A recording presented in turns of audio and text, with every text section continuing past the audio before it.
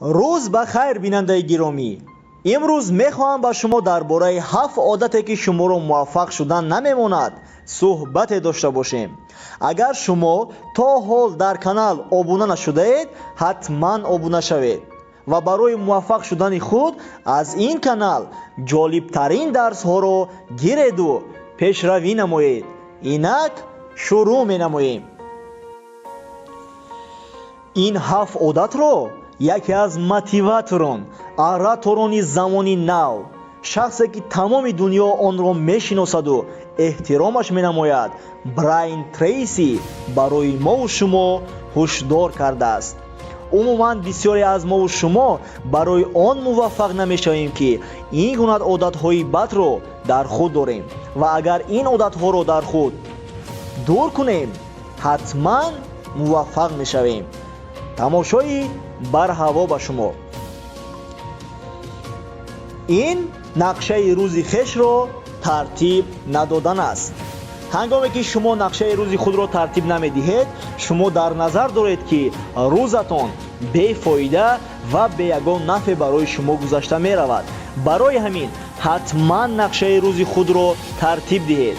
дар ёд доред, агар шумо нақшаи рӯз надошта бошед ва аз рӯи ин нақша фаъолият накунед, барои шумо ҳатман дигаре нақша дорад ва шумо барои амалишавии нақшаи вай кор мекунед. ин надоштани интизом аст. интизом худ чист? интизом ин иҷро кардани амалҳое ки шумо намехоҳед барои ба даст овардани он чизе ки шумо мехоҳед аст. тамоми шахсони муваффақ аз одатҳои муваффақ иборатанд ва ин одатҳоро онҳо дар худ интизом кардаанд ва ҳар рӯзу доимӣ иҷро менамоянд. бе интизоми одатҳои муваффақ шумо ба мақсадҳои хеш расида наметавонед. дер хоб мекунанд. соатҳои аввали субҳ бениҳоят муҳим аст. барои ҳамин ҳангоме ки шумо дер хоб мекунед, албатта ки дер аз хоб мехезед ва ин соатҳои муҳимтаринро аз даст медиҳед. 1-2 соат пеш аз вақти одатшудаатон хестан ки ҳоло тамоми дунё дар хоб аст, шуморо метавонад бениҳоят ёрдам кунад барои пешравиатон. дар ин соатҳо шумо меомӯзед, фикр мекунед ва дарк мекунед ки барои чӣ худованд шуморо дар ин дунё халқ кардааст. вақти зиёдашонро дар интернет мегузаронанд.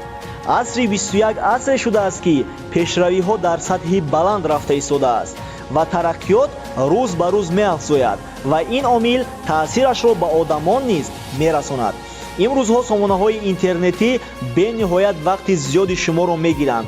барои ҳамин кӯшиш кунед ки интернетро ба нафъатон, барои пешравиатон ва барои расидан ба мақсадатон истифода баред, на барои гузаронидани вақт.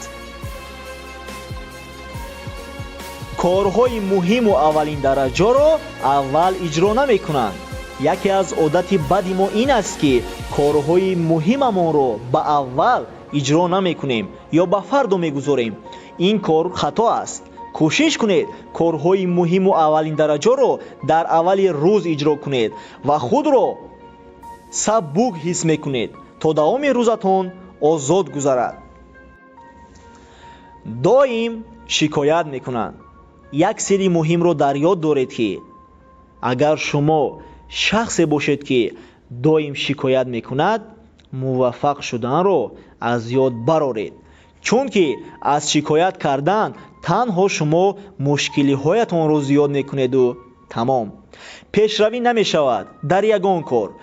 доим хушҳол будан ва шукргузорӣ аз он чизе ки доред калиди асосии муваффақ шудани шумо аст. аз шикаст хӯрдан метарсанд. бисёре аз мо шумо муваффақ шудан мехоҳем, вале он корҳое ки барои муваффақ шудан иҷро карданашон лозим аст намекунем, чунки метарсем, чунки фикр мекунем ки дигарон дар бораи мо чӣ мегӯянд, чунки аз шикаст хӯрдан метарсанд ва ҳамин хел ягон корро намекунанд. яке аз роҳҳои аз шикаст хӯрдан наҳаросидан ин қабул кардан аст.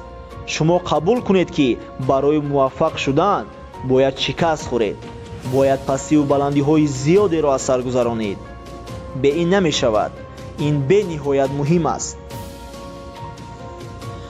дӯстони азиз, агар шумо дар зиндагӣ мақсад дошта бошед ва мехоҳед ки ба он расед, кӯшиш кунед, меҳнат кунед ки ин одатҳои бадро аз худ дур кунед, чунки ин одатҳо муваффақияти шуморо фурӯ мебаранд. агар навор ба шумо писанд омада бошад, ба дӯстонатон равон кунед. лайкро зер карда ба канали мо обуна шавед. ба ҳамаи шумо муваффақият ва баракати корро хоҳон ҳастам. то боздид.